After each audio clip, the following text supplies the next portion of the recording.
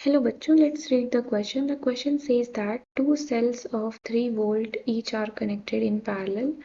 An external resistance of 0.5 ohms is connected in series to the junction of two parallel resistors of 4 ohms and 2 ohms, and then to common terminal of battery through each resistor as shown in figure. What is the current flowing through 4 ohms resistor? यानी कि यहाँ पर आपको क्या दिया गया है कि दो सेल्स हैं जिनका वोल्टेज कितना, पोटेंशियल डिफरेंस कितना दिया गया है, 3 वोल्ट दिया गया है और आपस में पैरेलल में कनेक्ट हैं। एक एक्सटर्नल रेजिस्टेंस 0.5 ओमेगा का जो है उसको सीरीज में कनेक्ट किया गया है to the junction of two parallel resistor. दो पैरेलल रेजिस्टर का ये जंक्शन है, इसको सीरीज में यहाँ पर कनेक्ट किया गया है। एंड जो पैरेलल रेजिस्टर है ये कितने कितने ओमेगा का है, 4 ओमेगा एंड 2 ओमेगा। बैटरी जो है आपकी वो कॉमन बैटरी है। आपको बताना है कि 4 ओमेगा के रेजिस्टेंस में 4 ओमेगा के रेजिस्टर में करंट कितना फ्लो होगा। तो सबसे पहले हम यहाँ पर की कॉन्सेप्ट मेंशन करते हैं। So here the key concept is equivalent resistance का फॉर्मूला हो जाएगा। तो हम मान लेते हैं कि आर एस हमारा सीरीज का इक्विवेलेंट रेजिस्टेंस है। तो क्या होता है यहाँ पर R1 plus R2 plus R3 and so on. And parallel के लिए हम मान लेते हैं RP है, that is 1/RP is equal to 1/R1 plus 1/R2 plus 1/R3 and so on. And formula हम, क्योंकि हमें करंट फाइंड आउट करना है तो हम फॉर्मूला लिखते हैं V is equal to IR। तो ये तीन आपके की कंसेप्ट हो गए जो क्वेश्चन में यूज किए जाएंगे। तो यहाँ पर आपको बोला गया है कि करंट जो है, अगर सेम करंट पास हो रहा है तो हम यहाँ से बता सकते हैं कि वो सीरीज में कनेक्टेड है, क्योंकि सीरीज में आपका करंट सेम फ्लो होता है और जो पोटेंशियल डिफरेंस होता है वो डिफरेंट होता है। लेकिन यहाँ पर आप देखेंगे कि पोटेंशियल डिफरेंस सेम है, तो पोटेंशियल डिफरेंस आपका सेम पैरेलल रेजिस्टर्स में होता है। तो हम यहाँ पे कह सकते हैं कि these resistors are connected in parallel. So when the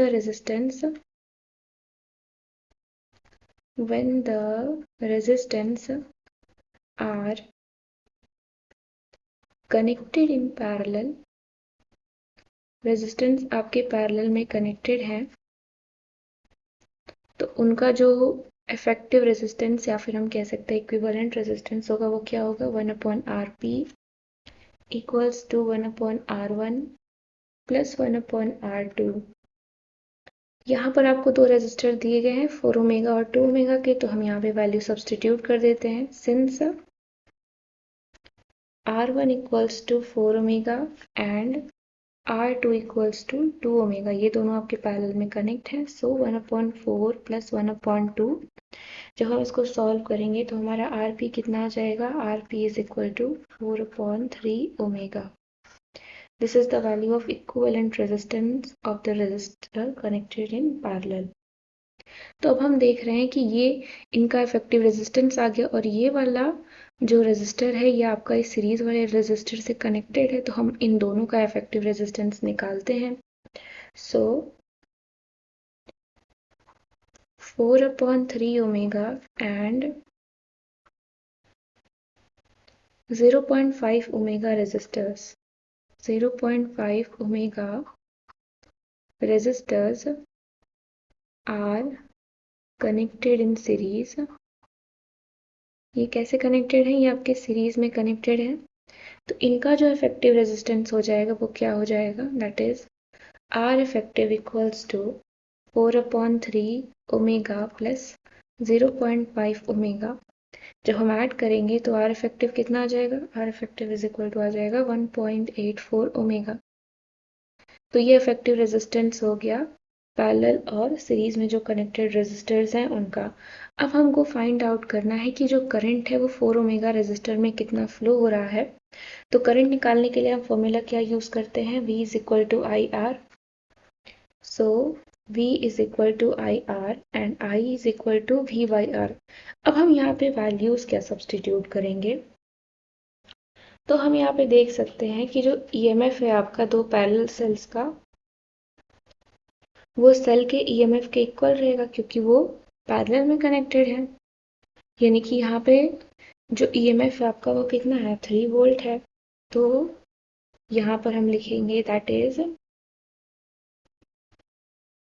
3/1.84। और जब हम इनको डिवाइड कर देंगे तो कितना आ जाएगा, I इज इक्वल टू आ जाएगा आपका 1.63 एम्पियर।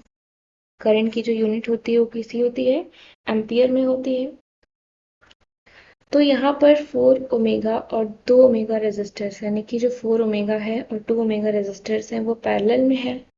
तो करंट जो फ्लो करेगा इन दोनों में वो क्या होगा, एक तो करंट तो डिफरेंट होगा क्योंकि पैरेलल में क्या होता है, करंट आपका इंडिविजुअली रेजिस्टर्स में डिफरेंट होता है, और ये इसका जो रेजिस्टेंस होगा ये इसके इन्वर्सली प्रोपोर्शनल में होगा। तो 4 ओमेगा रेजिस्टर्स में जो करंट फ्लो होगा वो क्या हो जाएगा,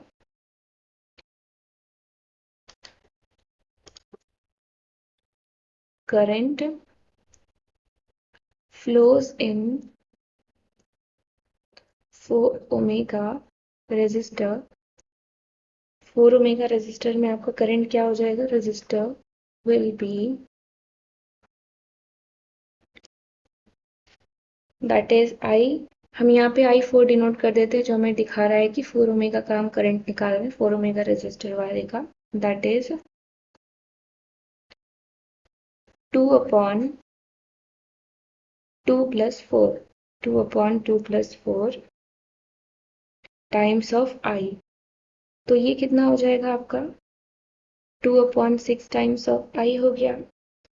डिवाइड करेंगे 1/3 टाइम्स ऑफ आई आ जाएगा। तो 1/3 इंटू आई की वैल्यू कितनी आई है यहाँ पर, 1.63 आया है। यहाँ पर हम सब्सटीट्यूट कर देंगे 1.63। तो ये आपका क्या आ जाएगा, 0.55 एम्पियर।